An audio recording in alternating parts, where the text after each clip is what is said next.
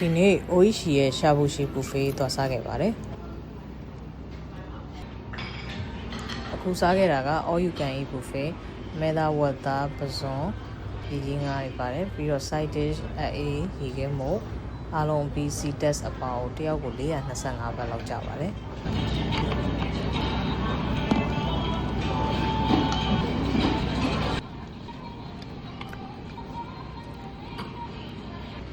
ဒါဘာခေါက်ဆွဲလည်းမသိဘူးစားလို့ကောင်းတယ်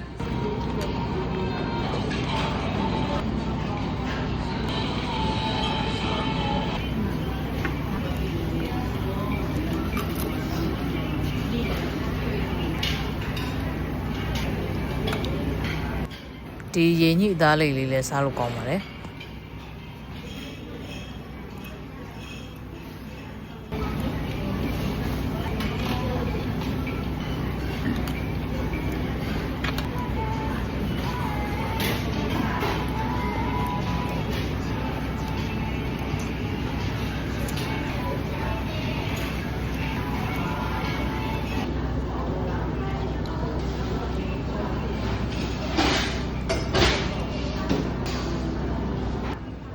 ဒါကတော့ kitchen မှာဒီကနေဟင်းပွဲတွေထွက်တာပေါ့နော်ကိုစားကျင်တဲ့ဟာကိုရှိကိုရောက်ဖို့နည်းနည်းတော့စောင့်ရပါတယ်အကယ်လို့မစောင့်နိုင်ဘူးဆိုရင် waiter ကိုပြောပြီးတော့မှာလို့လည်းရပါတယ်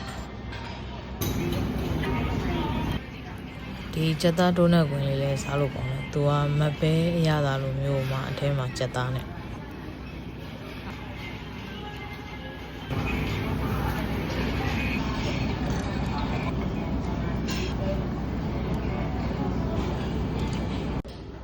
ဒီဝတ်သားဖတ်ထုတ်ကြော်လေးလည်းစားလို့ကောင်းပါတယ်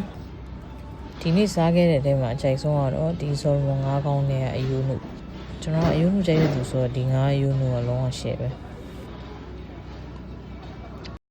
ဒီ3ရောင်ကျဲရေခဲချောင်းလေးလည်းစားလို့ကောင်းတယ်သူကအထက်ရောအပြင်ရောအရသာ30နဲ့အားလုံးကုန်ပြီဆိုတော့ရေခဲမုံစားပြီးပြန်ပါတော့မယ်ဒါကတော့2ယောက်စားခဲ့တဲ့ကြာတဲ့ငွေပါဒီရှာဘူရှိ buffet ကိုခြုံပြီးတော့ personal rating ပေးရမယ်ဆိုရင်တော့3 out of 5ပါအဆုံးထိကြည့်ပေးတဲ့အတွက်ကျေးဇူးအများကြီးတင်ပါတယ်နောက်ဗီဒီယိုလေးအတွက် channel လေးကို subscribe လုပ်ခဲ့ပေးပါဦးခင်ဗျ